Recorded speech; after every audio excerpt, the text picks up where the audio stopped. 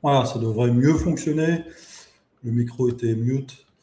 Bonjour à toutes et à tous. Bienvenue dans ce nouvel épisode de ZStream, créons une application pour tous. Et alors, on va vérifier la technique. Ok, ça a l'air d'être bon.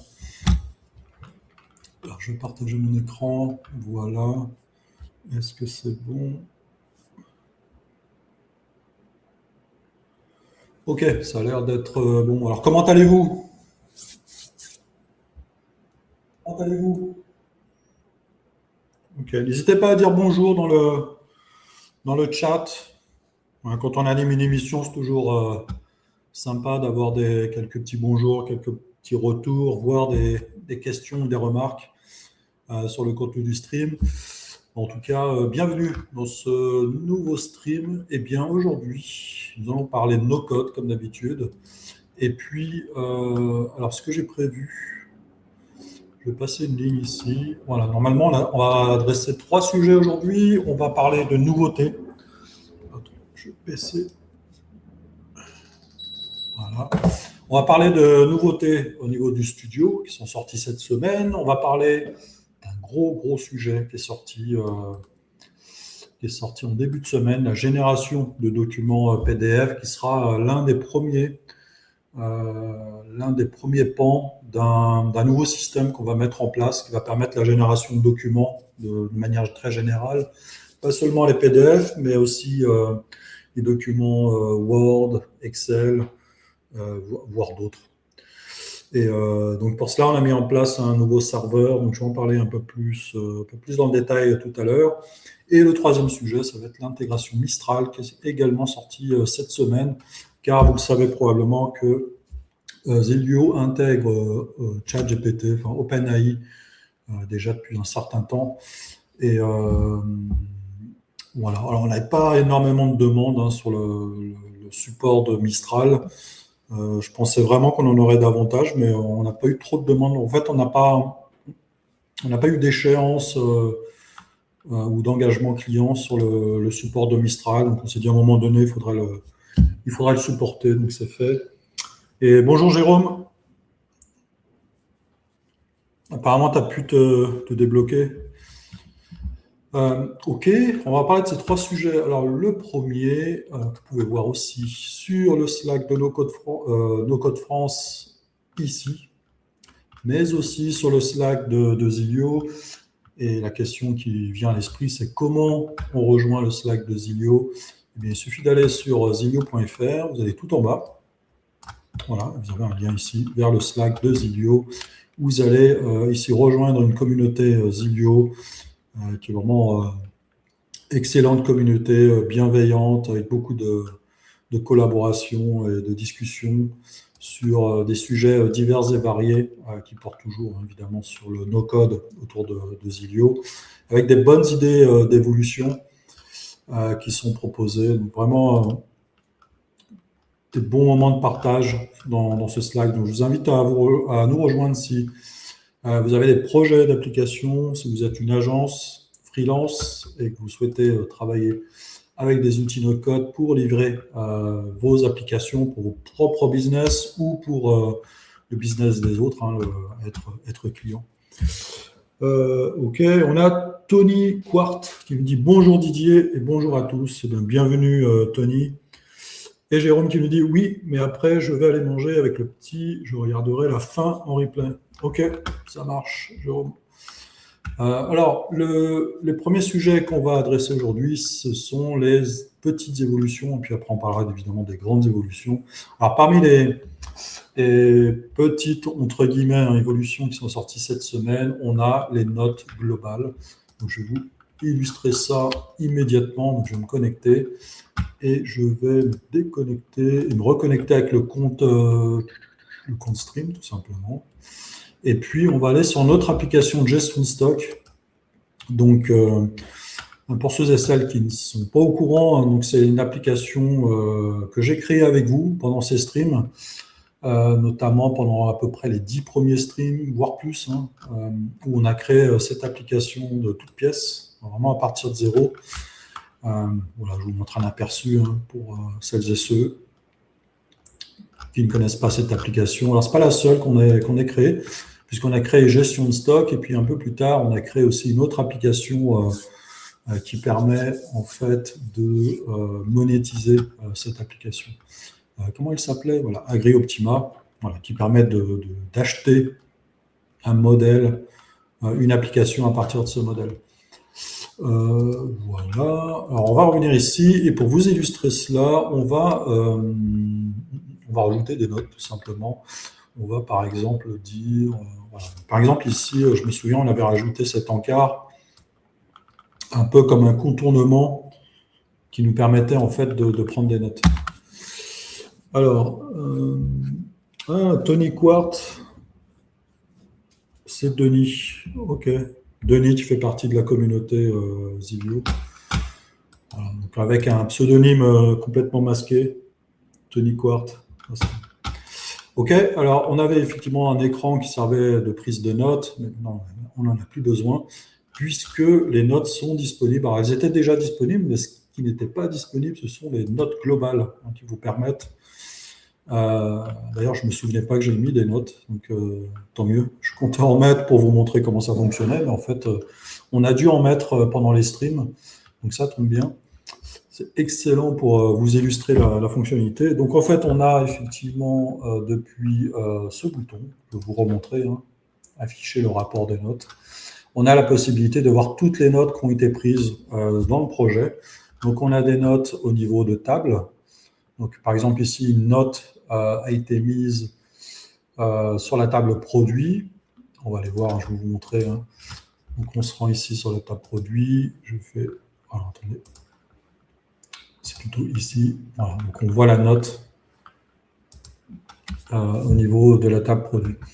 On a une note au niveau d'une action. Donc on voit ici, on est sur l'écran modification de produit, le bouton normal et afficher notification. Voilà, qui est une action finalement qui est utilisée dans le bouton normal. Et puis voilà, je ne vais pas passer en revue toutes les notes, mais vous voyez le principe. Ici, on a accès à toutes les notes dans les écrans, dans les composants, dans les actions et dans les tables. Ça, c'est vraiment excellent pour illustrer. Je ne me souvenais pas que j'en avais mis autant. On a tout, et puis évidemment, on peut chercher, par exemple, le stock. Voilà, donc on a la note de stock. Et la dernière fonctionnalité, c'est la possibilité d'exporter les notes sous forme CSV pour pouvoir les consulter depuis un fichier Excel ou les transmettre à un collègue. C'est pas les importer dans un rapport Notion, ou peu importe. Voilà, donc c'est la première fonctionnalité. Donc n'hésitez pas à nous donner des retours par rapport à celle-ci. Alors un des retours qu'on peut anticiper, c'est, alors là on ne l'a pas mis en place, aujourd'hui on va le mettre en place, c'est prévu, c'est la possibilité d'aller voir directement l'élément. Par exemple ici, on a une note sur la table produit, on ajoutera un bouton qui permet d'accéder directement à la table. Ou ici, d'accéder directement à l'action qui se trouve dans le bouton, qui se trouve dans l'écran. Voilà. Je pense que c'est la première remarque qu'on pourrait nous faire, évidemment, pour accéder directement.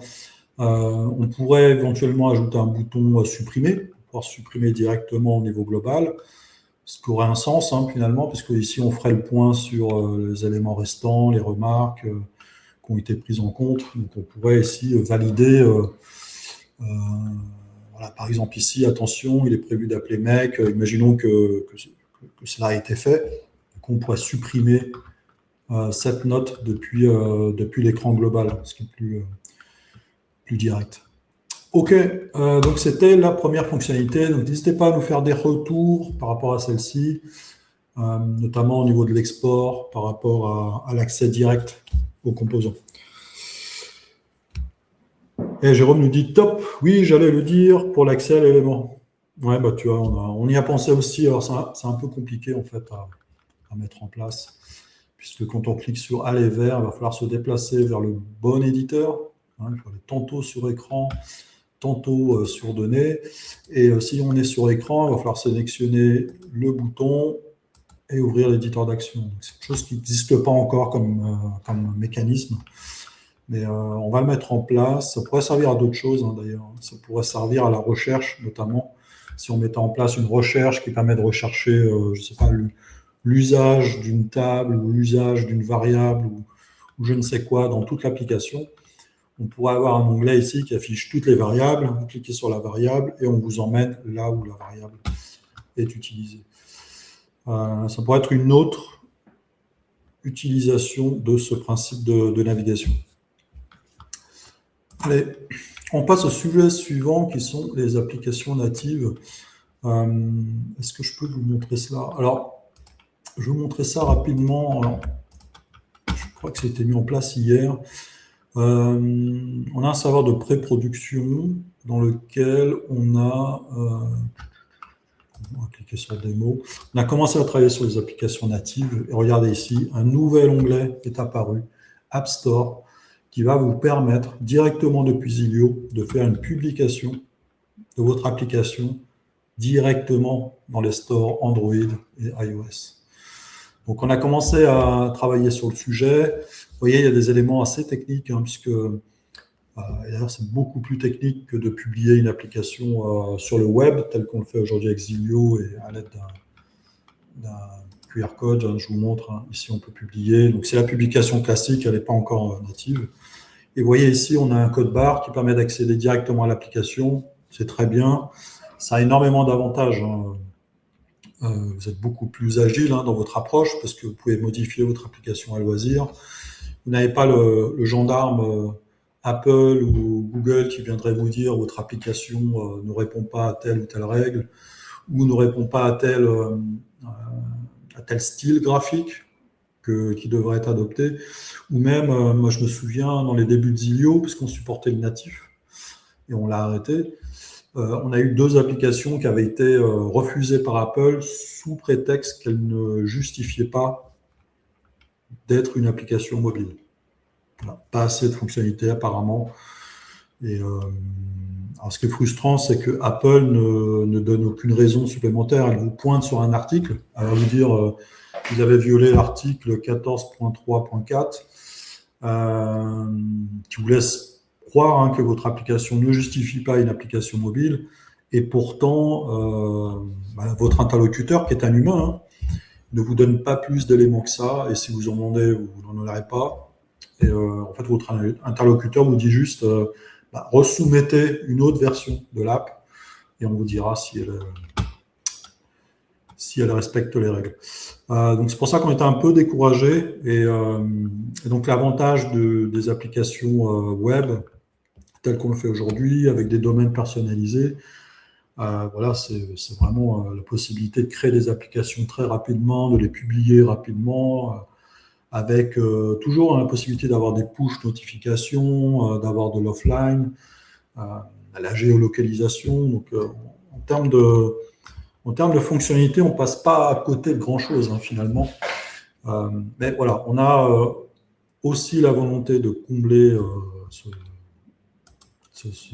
ce manque, hein, de mettre en place des applications natives, ce qui vous permettrait d'avoir quelque part une vitrine un peu plus grand public, je dirais. Voilà, mais en termes de fonctionnalité, ça n'apportera pas plus. Je dirais que c'est un peu plus contraignant d'ailleurs, puisque voilà, il faut passer par la revue sur les stores, mais pas que ça, hein, il y a un aspect administratif qui n'est pas anodin, hein. Il va falloir passer des heures et des heures sur vos pages de déclaration, de publication de vos apps. Et c'est assez pénible à faire. On ne comprend pas forcément ce qu'il faut renseigner et comment. Il faut valider, ça peut être refusé, il faut recommencer. Et puis, c'est jamais fini, parce qu'une fois que votre application est validée, on va vous demander régulièrement, alors pas nous, hein, mais surtout Apple, de repasser en revue votre page pour respecter la nouvelle réglementation bidule ou la nouvelle plateforme, je ne sais pas, 64 bits ou je ne sais quoi, qui est sortie sur iOS. Et vous devez encore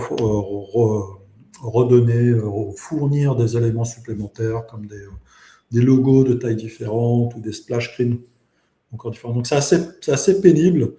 mais c'est le prix à payer pour que votre application soit visible sur un store, et ça peut être important pour certains et certaines d'entre vous et vos clients. Donc on travaille sur ces sujets. Le serveur va être monté rapidement. Donc aujourd'hui, on a un prototype qui fonctionne.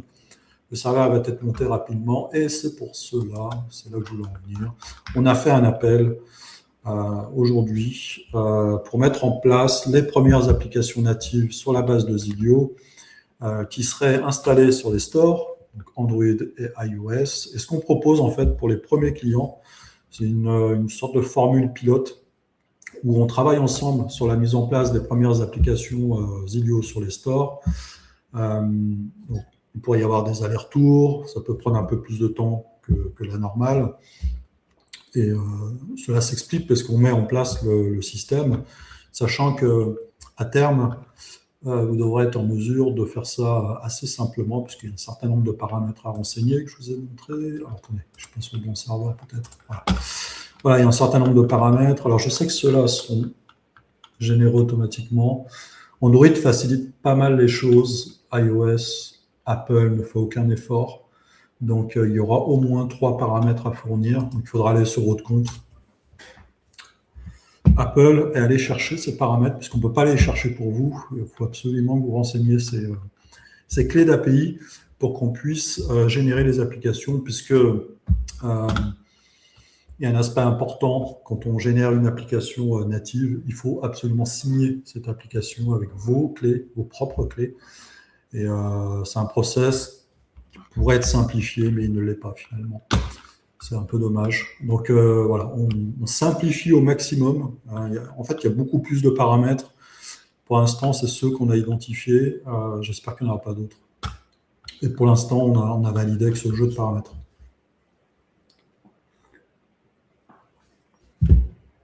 Voilà. Alors, je ne sais pas si certains sont ou certaines sont intéressés par le sujet des natifs dans le chat. D'ailleurs, je ne sais pas combien on est. OK.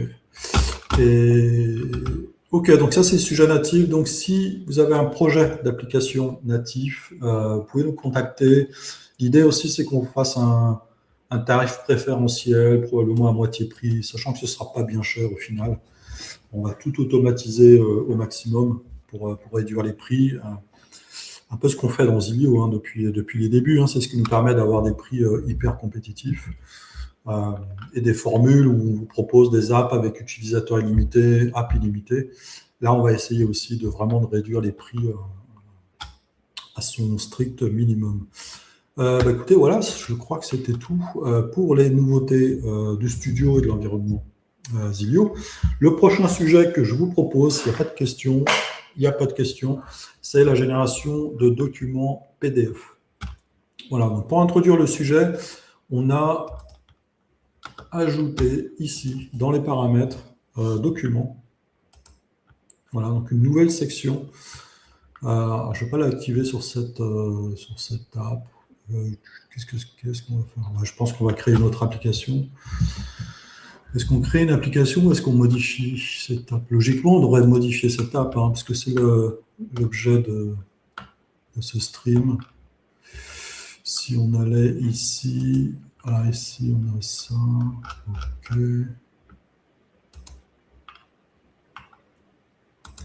Ici on a un filtre.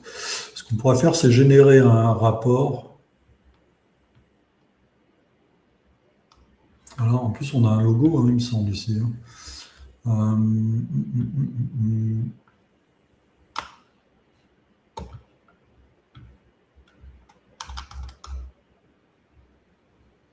ou bien ici, finalement. C'est pas tout à fait le même type de rapport.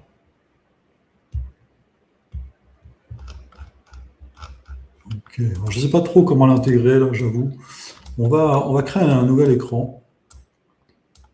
Ici, on verra plus tard comment on l'intègre. Voilà, je vais déplacer ces deux-là. Voilà. Et je clique ici. Voilà, on va créer un écran rapport. Ici. OK. OK. On va agrandir un peu pour vous. Et donc l'idée, ça va être d'utiliser les données Zilio. Je me demande si on ne pourrait pas utiliser le producteur ou la table produit. Ouais, on va utiliser la table produit. J'avais déjà créé un template, un modèle. Donc en fait, l'idée de cette fonctionnalité document, donc je reviens ici, du coup, j'active la fonctionnalité document. En fait, l'idée, c'est qu'on va mettre en place une grande fonctionnalité document qui va permettre de gérer vos documents. Et donc, on commence par la génération de PDF. Plus tard, on va travailler sur d'autres générations de documents, comme des fichiers Excel, d'autres formats. D'ailleurs, on a aussi des formats OpenOffice qu'on souhaiterait gérer directement, ou même Word directement, hein, pas forcément du PDF. Donc, on va travailler sur cette génération de documents, mais au-delà de ça, on a mis en place un serveur qui travaille derrière celui-ci, hein, derrière Zilio.one, qui aujourd'hui génère des documents, mais à terme, ce qu'on souhaite, c'est faire un sorte de stockage, enfin de librairie de documents ou de contenus multimédia qui seraient pris en charge par ce serveur, et surtout des gros contenus, des gros volumes, puisque ça a été demandé, notamment par des grands clients qui nous demandaient peut-on stocker au-delà de 1 giga de données dans notre application, notamment des vidéos. Et on a proposé la mise en place d'un tel serveur.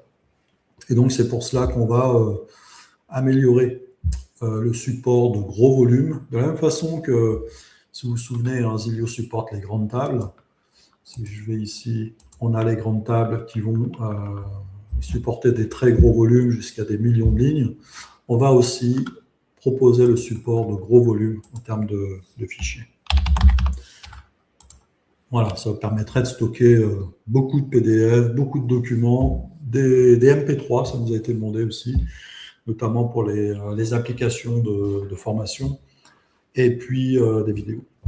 Voilà, c'est ce que cet onglet Documents supportera à l'avenir. Donc aujourd'hui, il n'y a pas vraiment d'option, hein, parce qu'on ne supporte que la génération de documents PDF, mais à l'avenir, vous verrez d'autres options arriver ici qui concernent le stockage de documents.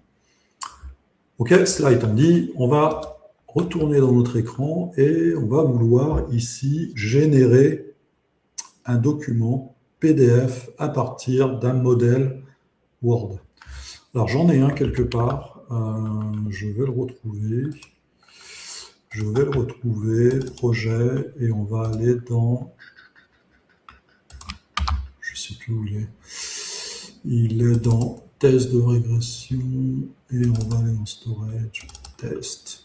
Voilà, c'est un des deux, je crois que c'est celui-là. Voilà. Donc ici, on a un document modèle. Voilà, donc c'est assez classique hein, pour ceux et celles qui connaissent ou qui ont déjà mis en place une génération de documents PDF, on va dire dynamique, hein, puisque ici, on a un document qui dépend de données.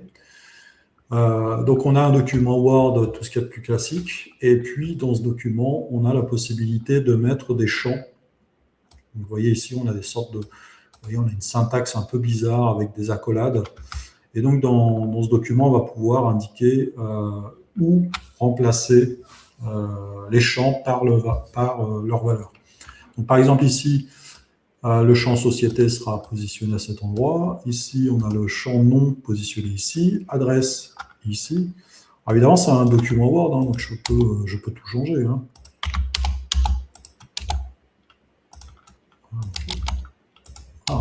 Je peux créer plusieurs pages, je peux créer des graphes. On a accès à toute la palette de possibilités dans Word. Hein. D'ailleurs, on va rajouter une icône. Est-ce que j'ai une icône? Je suis pas sûr d'avoir une icône.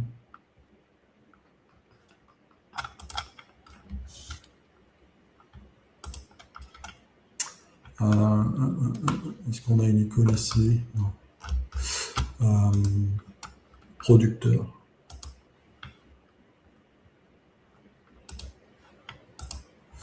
Voilà, on va prendre cette icône. Hein. On va la mettre dans OK.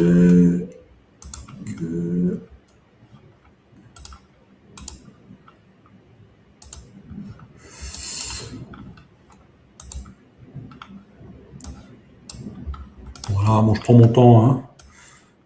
OK, algorithme du Sud. Tac. Voilà, quelque chose comme ça. Enfin, je ne vais pas passer trop de temps non plus. Hein. Et vous voyez, on a ici un document avec un logo de la société.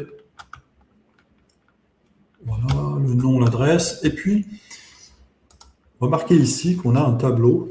Et alors évidemment, on ne connaît pas les valeurs, hein, on ne connaît pas la liste des produits qui seraient affichés. En tout cas, ce que dit la syntaxe un peu bizarre ici, c'est qu'on va demander au générateur de documents Zilio de parcourir la table produit qui est indiquée ici. Et on va la parcourir, premièrement, et deuxièmement, on va, dans chacune des colonnes, indiquer ici, alors j'ai du mal à le sélectionner, attendez, je vais zoomer déjà pour vous. Voilà, on va ici sélectionner le nom, ici la description, ici la catégorie, prix, devise, et ensuite évaluation nutritionnelle, et puis ici, voilà, c'est la syntaxe de fin de répétition. Vous voyez, ce n'est pas très compliqué. En fait, ici, vous avez découvert quasiment toute la syntaxe. Hein. Tout ce qu'il faut connaître sur la syntaxe de génération de documents est présente dans cet exemple. On va continuer avec un exemple un peu plus compliqué, où ici, on a la liste complète. Donc, on affiche toute la liste, toute la table produit.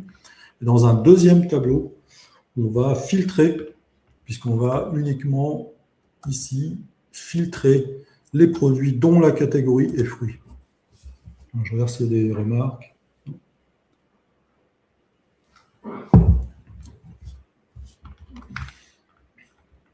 OK, donc vous voyez le principe. Ici, on a une sorte d'itérateur quelque part. Hein. On va itérer sur la table produit avec un filtre. Ici, fin d'itérateur. Et c'est un tableau un peu plus simple où on a juste le prix devise, enfin non, prix devise. Voilà, je vais enregistrer ce modèle. Okay. Démo, il faut que je me souvienne, il s'appelle démo template. Ok, pas de questions. Est-ce qu'il y a des questions sur le format? Est-ce que vous êtes déjà familier avec ce format? Là, on s'est inspiré de la plupart d'autres outils. Hein. On n'a pas inventé la syntaxe.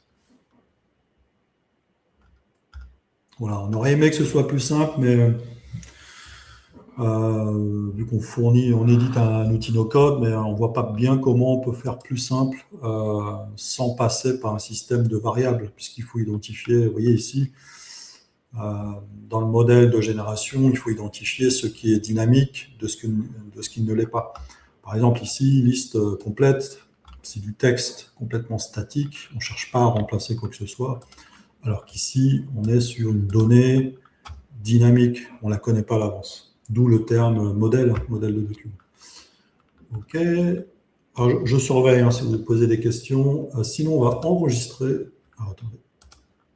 On enregistre. Et ensuite, on revient dans Zilio.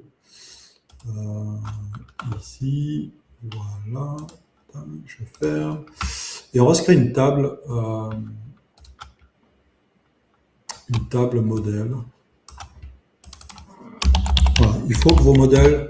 Alors, pas forcément, hein, je dirais, mais il faut que vos modèles soient accessibles depuis votre application. Donc, si vous avez déjà un modèle présent sur un site internet ou n'importe quel autre site public, on peut y accéder. Vous allez renseigner l'URL, je vais vous montrer comment.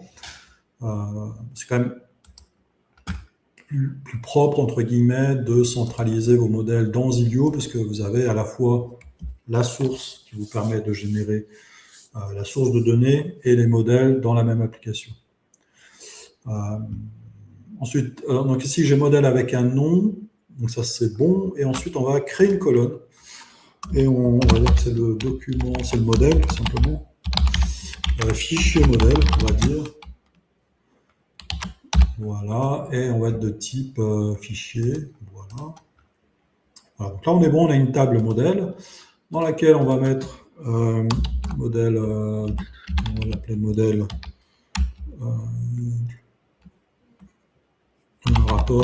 rapport fruit.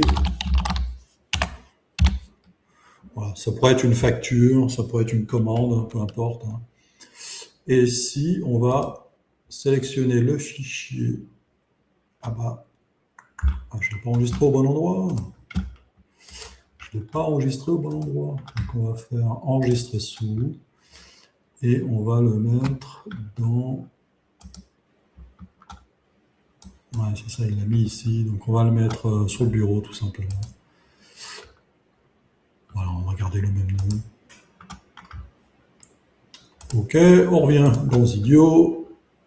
Je fais importer. On va sur le bureau. Et ici, on devrait avoir Demo Template. Voilà. Voilà, donc on a notre modèle avec son fichier.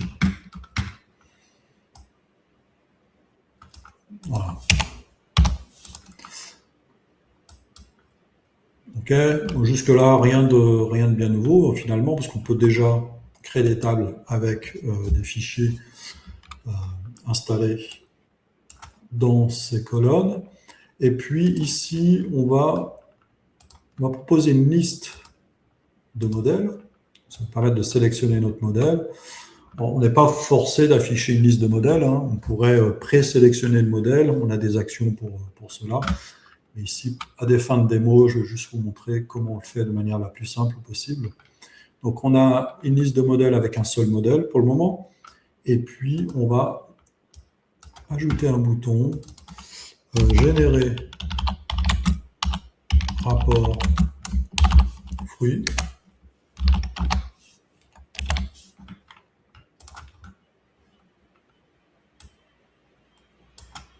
Voilà, on pourrait le passer sous un autre style, puisqu'ici, pour être un peu rigoureux, finalement, ici, on ne va pas passer à un écran suivant. Donc, on devrait passer en mode soit carte, soit séparateur. On n'en a qu'un, donc ça ne change pas grand-chose. Alors, pour illustrer un peu plus, on va ajouter des modèles. Modèle rapport, modèle stock épuisé. Et on va rajouter modèle facturation, modèle commande en cours. Okay. Voilà, vous voyez ici on a davantage d'options.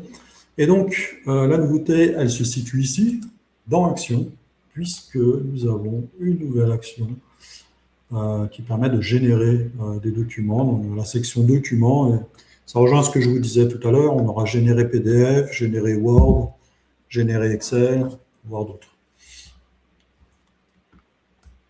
Ok, je drag and drop générer PDF. Ici, on va indiquer l'URL du document PDF. Donc, le document généré. Voilà. Ici, on indique le modèle Word ou DocX.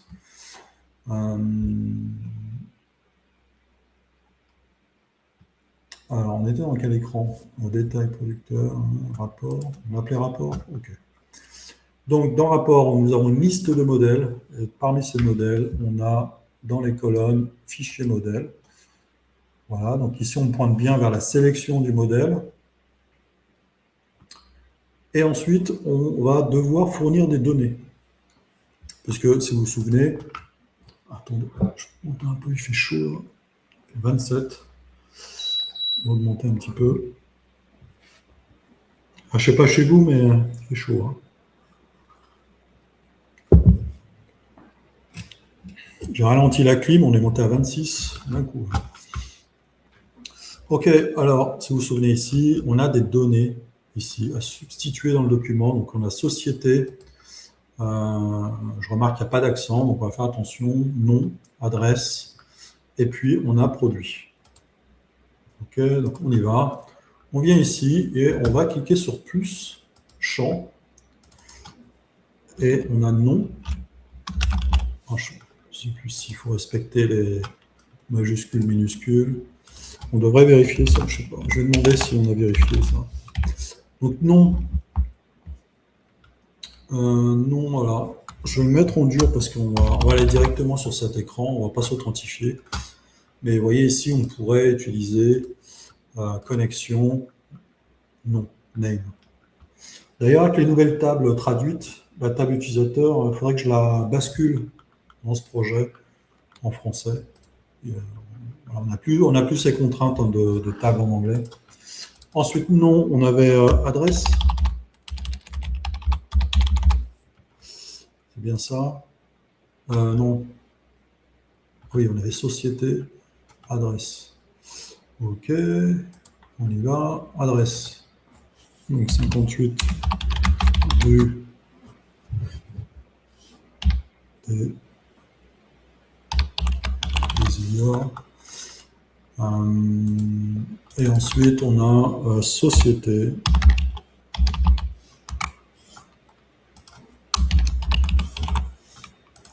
Je crois que ça fonctionne avec les accents. On a des substitutions assez flexibles. Je pense que si on met les accents, ça fonctionne. Ouais, voilà, société Zilio. Donc ici, on va pouvoir remplacer, vous l'avez compris, ce champ et ce champ. Ensuite, il nous reste produit. Et donc, vous imaginez bien qu'on va utiliser la deuxième option ici, qui est une liste, puisqu'on veut parcourir la table produit. Et donc ici, voilà, ne pas oublier de saisir produit qui doit correspondre à ce champ. OK? Donc là, c'est fait. Hein. On a terminé. Hein. Voilà. Est-ce que vous avez des questions? Des remarques? Non, on continue. Alors, si vous vous souvenez, on a lancé cette action et à l'issue de cette action, nous allons avoir une variable qui va contenir l'URL, donc le chemin du document PDF. Donc on va l'afficher tout simplement dans un premier temps. Donc on est dans variable, on est dans l'écran rapport, document généré. Voilà. Je vais le renommer parce que j'ai du mal à le retrouver. Rapport PDF, on peut faire simple. On verra comment on l'intègre dans l'application globale, à voir. Je ne sais pas encore, parce qu'ici, on n'est pas sur un état d'esprit de rapport encore. Ici, on est sur un tableau de bord, on est entre les deux. Donc, à voir comment fonctionnellement on peut l'intégrer pour que ça ait un sens. Et puis, on va temporairement on va indiquer que cet écran est le premier écran de l'application. OK, donc on devrait être bon. On est sur le premier modèle. Je clique sur Générer rapport. Là, je ne vais pas pouvoir y accéder. C'est pas malin ce que je viens de faire. On va utiliser télécharger fichier, rapport PDF. Voilà. Voilà, tout simplement. Là, avec ce composant, on va pouvoir télécharger. Voilà, donc on y va. Je fais générer rapport. Voilà, le rapport est généré. On a l'URL du document qui fait partie maintenant de l'application. D'ailleurs, je vais vous montrer. Je vais vous montrer cet écran qui est très peu utilisé. Et à chaque fois que je le montre, on me dit « Ah, je ne savais pas que cette fonctionnalité était disponible ». Ici, vous avez accès au stockage des fichiers de votre application, mais notamment les photos, les PDF qui sont utilisés dans votre base de données. Voilà, ici, vous avez tous les documents. On a par exemple le DocX qu'on a téléchargé tout à l'heure. On a les PDF qui faisaient partie des rapports qu'on avait générés à un moment donné. Je crois que j'ai fait un stream sur la génération de PDF autrement. Et donc là, on va télécharger, on obtient un PDF. Vous voyez ici, on a bien le logo, Zilio, Didier avec son adresse, puis ici le rapport avec toutes les données renseignées, puis ici filtré pour le coup, puisqu'on a demandé que les fruits.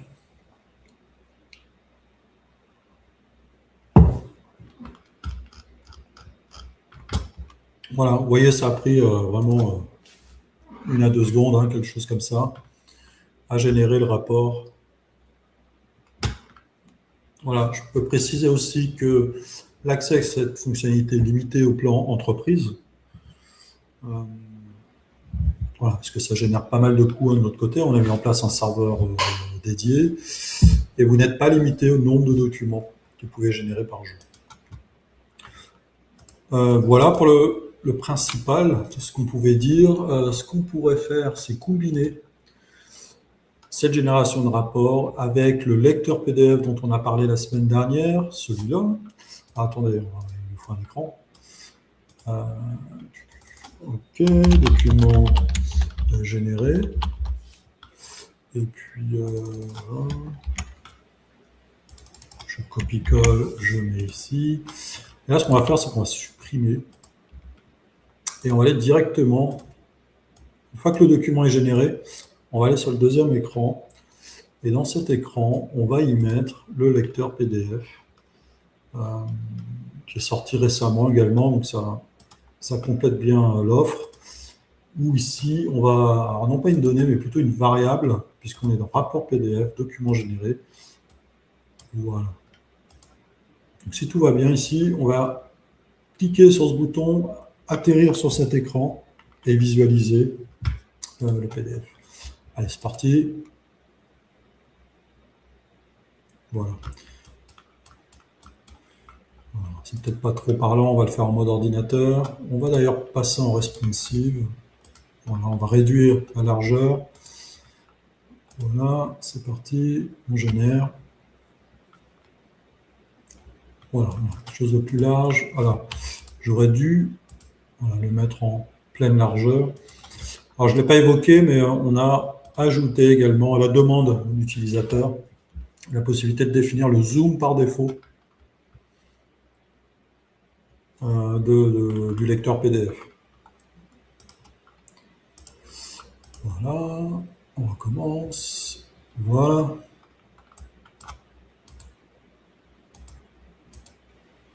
Voilà, on a accès à toutes les pages du document PDF. Voilà. Donc, je rappelle que ce lecteur PDF, c'est un lecteur maison.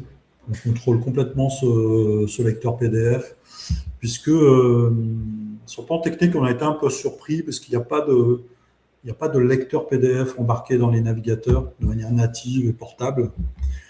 Portable, j'entends qui fonctionne exactement de la même façon sur Windows, macOS, sur Android et iOS. Et en fait, non, il n'y a pas de standard dans les navigateurs pour afficher un PDF. Donc, on a dû développer un lecteur PDF spécifique, dédié. Et à ce moment-là, vous êtes certain d'avoir le même rendu sur tous les périphériques. Voilà, c'est vraiment l'atout de ce lecteur. On nous a dit cette semaine que le lecteur ne supportait pas les liens. Donc, on l'a fait améliorer pour supporter les liens dynamiques. C'est-à-dire qu'il y a un lien, vous allez pouvoir ouvrir la page qui correspond. Voilà. Je crois que ça a été annoncé sur le Slack, si on y retourne. C'est ça, support des liens externes. Écoutez, c'est tout ce que je pouvais dire aujourd'hui sur la génération de PDF. Je pense que vous avez compris l'essentiel, tout est là. Il n'y a plus qu'à créer vos propres modèles et à générer vos PDF maintenant. Donc, plus besoin du tout d'une solution d'automatisation comme Make, plus besoin d'une solution de génération de PDF comme, je ne sais plus ce qu'on avait évoqué, on avait évoqué Carbone, Doc, je ne sais plus quoi, Doc, je ne sais plus. On avait parlé de différentes solutions pour générer des PDF, ce qui vous obligeait à vous de vous abonner à d'autres solutions. pour générer ces PDF et nous aurait obligé aussi de les intégrer de manière spécifique à ces solutions. Et finalement, on aurait fait un choix pour vous. Et au final, on a fait le choix de supporter nativement dans Zilio. Vous avez vu ici, tout se fait exclusivement à partir de la plateforme Zilio. Vous avez vu, hein, ça fonctionne bien, c'est assez rapide. OK, et on nous dit Tony, alias Denis, nous dit top, le lecteur PDF, beaucoup plus rapide sur les applis. OK, tu l'as déjà mis en place, Denis? Et Denis nous demande à quoi correspond le dièse dans le fichier Word.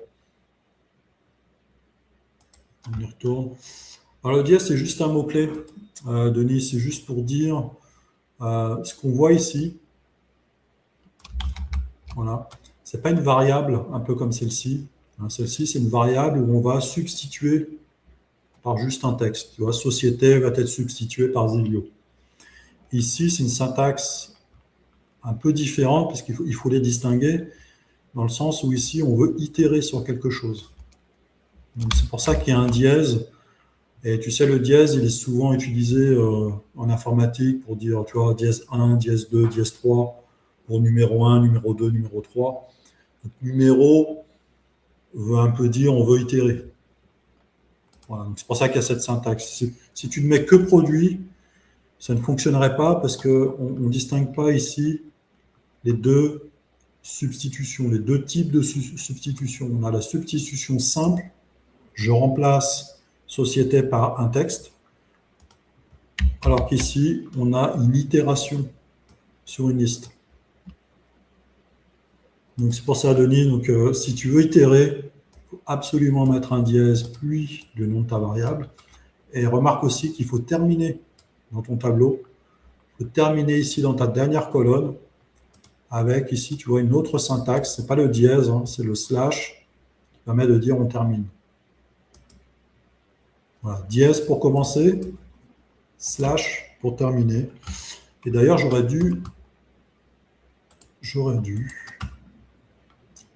voilà, si on clique ici, cliquer sur la documentation pour vous montrer qu'il y a une documentation qui a été rédigée cette semaine, donc elle est vraiment, vraiment à jour, où ici on vous explique comment activer la fonctionnalité et comment, voilà, comment décrire ici dans vos documents, dans votre modèle plutôt, comment déclarer des champs simples et des tableaux et listes.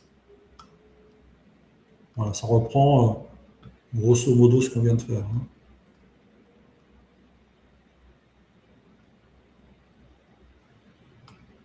Voilà, et à la fin, on vous dit que pouvez-vous faire avec le PDF? Vous pouvez l'afficher, vous pouvez le télécharger, vous pouvez l'envoyer. Vous pouvez l'envoyer par email, par exemple, ou l'envoyer à un autre système. Vous pouvez l'envoyer à une API REST, vous pouvez l'envoyer à Make, Zapier. Vous pouvez faire une référence dans une push notification. Vous en faites ce que vous voulez. Hein. Vous n'êtes pas forcé, hein, vous n'êtes pas limité. Hein, c'était vraiment un cas d'usage ici. Hein. Vous n'êtes pas obligé que de l'afficher. D'ailleurs, l'inconvénient de ce qu'on vient de faire, c'est qu'on ne stocke pas le document qui a été généré. Donc, il aurait fallu ici, en fonction des besoins, hein, évidemment, peut-être créer une table document généré, et utiliser cette action créer ligne dans cette table pour stocker le document en question, peut-être une date, peut-être un commentaire quelconque sur ce document, peut-être une référence. Ok, et Denis nous dit pas encore utilisé, mais bientôt.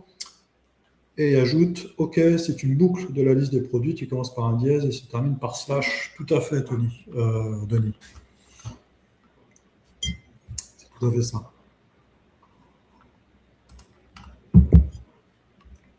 Ok, bah, écoutez, c'est la génération de documents.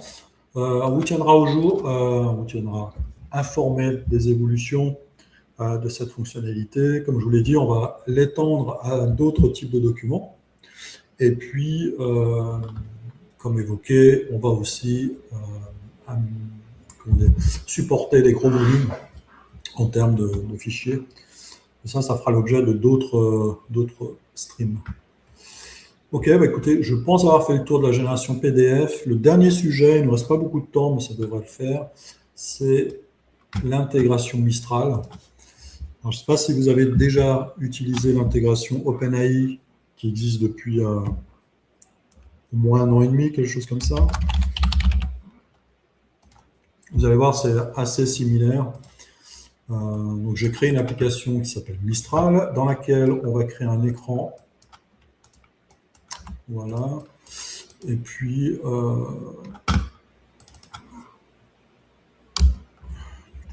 mes recettes. Moi, j'invente mes recettes créatives. Voilà, vraiment pour illustrer le principe. Ce sera à vous après de décliner en fonction de vos besoins. Donc, on va mettre un champ texte. Alors, je suis en train de me dire, j'ai un souci. Il faudrait que j'aille chercher ma clé d'API sans qu'elle soit visible. Ok, donc on y va. Je vais mettre un champ texte. Parce qu'ici, on va vouloir indiquer le type de recette qu'on souhaite. Ma demande.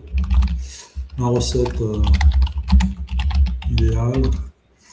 Voilà, multiligne. Allez, donc ici, on va demander notre recette. Donc, en fait, c'est le prompt que l'on va envoyer à Mistral.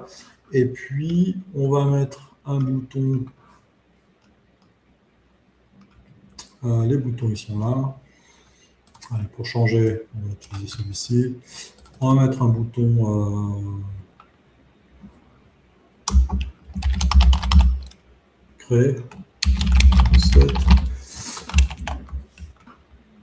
Créer. Et puis, j'ai changé d'avis. On va repartir sur un bouton classique.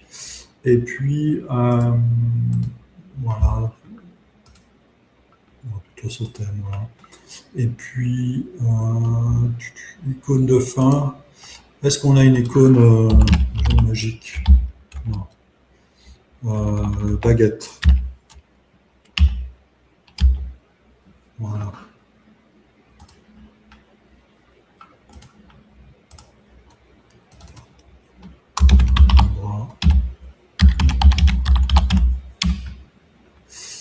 Ok, on s'amuse un peu, hein. Abracadabra. Et donc, ici, on va vouloir... je vais vous montrer directement où elle est. Ici, en dessous d'OpenAI, on a Mistral, générer du texte. Alors, on se pose la question de supporter d'autres fonctionnalités comme l'analyse OCR. Mistral est beaucoup connu pour ce sujet, apparemment performant. Alors, on n'a pas testé, mais en tout cas, si ça vous intéresse, en termes d'évolution, c'est quelque chose qu'on peut ajouter. On n'a pas trouvé les pendants de générer image, synthèse vocale, transcription audio qu'OpenAI supporte. On n'a pas trouvé d'équivalent, sinon on les aurait mis en place. Et apparemment, OCR est une fonctionnalité un peu spécifique à Mistral, mais si ça vous intéresse, on peut la mettre en place dans l'outil. Et je regardais, non, il n'y a pas de commentaires. Voilà, donc j'ai inséré ici mon action Mistral, et puis on va ici enregistrer le résultat dans ma recette magique. Voilà, et puis, alors, je ne suis pas très familier avec les modèles. Et ici, en entrée, donc on va indiquer ma recette idéale, hein, donc la saisie de l'utilisateur. Voilà. Tout simplement, on va faire simple. Et puis, on va afficher le résultat. On va afficher juste en dessous. Allez, on va prendre texte avec libellé. Voilà, et puis vous voyez, c'est une recette magique. Allez, c'est parti. Non, c'est pas parti parce qu'il me faut une clé d'API. Une clé d'API, où est-ce qu'elle est, je ne sais plus. Je vais aller sur... Est-ce qu'on a Mistral ici? Oui. On a actif, Mistral. Je fais copier. Et je reviens sur mon serveur ici. Zilio.one, donc on est bon. Et je vais dans Mistral. J'active et je colle. Voilà.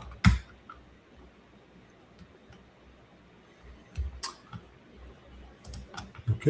Et ensuite, on va tester cela. Alors, je veux une recette à base de fraises et café. Base de fraises fraîches. OK. Et café. Abracadabra.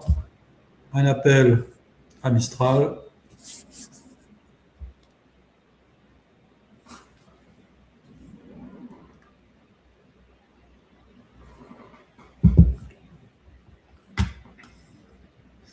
Vous voyez, on a une recette ici.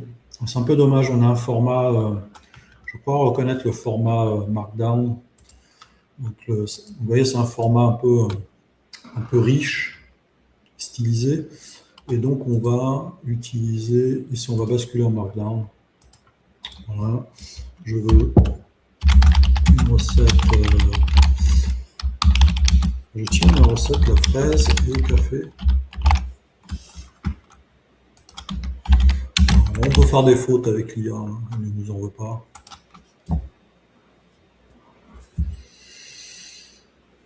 Voilà, vous voyez l'essentiel, hein, on peut envoyer des ces utilisateurs, mais ça, on peut combiner avec les formules Zilio avec des données supplémentaires ou des données externes qui auront été récupérées par, je sais pas, un appel REST ou une table Airtable, TimeTonic, peu importe. Vous voyez ici, on a une recette générée par Mistral, un tiramisu aux fraises et café.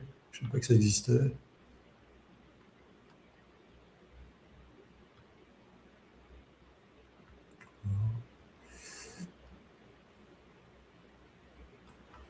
Voilà, il faudra peut-être augmenter ici les tokens pour obtenir davantage de texte. Et voilà, vous avez compris le principe, ultra simple à intégrer dans Zilio. Vous avez juste une clé d'API à renseigner et puis une action à utiliser, génération de texte Mistral, avec ici, voilà, c'est le token dont je vous parlais, il faut peut-être l'augmenter pour avoir davantage de contenu en réponse. Vous indiquez ici la variable qui va contenir le résultat et l'entrée, hein, donc le prompt qu'on souhaite demander à l'IA. Écoutez, voilà, je pense qu'on a fait le tour. Hein. No Code rend ces fonctionnalités ultra simples, comme vous pouvez le voir. Et donc, c'est tout ce qu'il y avait à dire. Je pense que ce stream, les deux principaux sujets seront génération PDF et Mistral. C'est ce que je mettrai dans le replay. Alors, que dire d'autre? Je vous invite à nous rejoindre sur le Slack de Zilio. Le lien se trouve sur zilio.fr. Attendez. Si je clique ici, vous voyez, le lien est ici également, depuis le dashboard. Je vous rappelle que vous pouvez nous rejoindre depuis zilio.fr. Vous avez ici description du produit. Vous avez la possibilité de créer une application depuis le site web de Zilio. Vous basculez directement dans l'éditeur avec votre application créée, avec la possibilité de contrôler tout ce que vous souhaitez, donc ajouter, modifier tout ce que vous souhaitez. Vous avez également un accès au Slack de Zilio pour nous contacter. Vous avez accès à l'email, évidemment. Et puis, une fois que vous êtes dans le Slack, n'hésitez pas à poser des questions dans le canal questions. La communauté répondra à vos questions. Si vous avez un message un peu plus privé, vous ne voulez pas trop exposer votre projet, vos idées, vous pouvez me contacter en MP directement sur ce Slack. Ou si vous êtes déjà inscrit sur le Slack de No Code France, vous pouvez aussi poster vos questions directement sur le canal Zilio ou me contacter en MP. Ça me fera un plaisir de vous répondre, d'évaluer votre projet et de vous guider sur la pertinence ou pas de partir avec Zilio. Je vous invite, pour terminer également, à rejoindre la chaîne YouTube de Zilio. Voilà, chaîne, voilà, ici, comme vous pouvez le voir, on a un certain nombre de streams qui font office de support de formation au final. Comme vous pouvez le voir aujourd'hui, on prend le temps de mettre en place la fonctionnalité. Je vous donne un peu plus de contexte. On prend le temps, on répond aux questions en live pendant le stream. Et finalement, ça fait office de support de formation où vous pouvez le voir à travers les vignettes où on adresse un, deux, voire trois sujets dans chacun des streams. Et donc aujourd'hui, on aura le titre document génération PDF et Mistral en tête. Écoutez, je remercie ceux qui sont intervenus pendant le stream, Denis, Jérôme et les autres un peu plus discrets. Et puis moi, je vous souhaite un bon grand week-end, un bon pont sous cette chaleur. Et puis je vous dis à la semaine prochaine. Allez, je reviens sur le...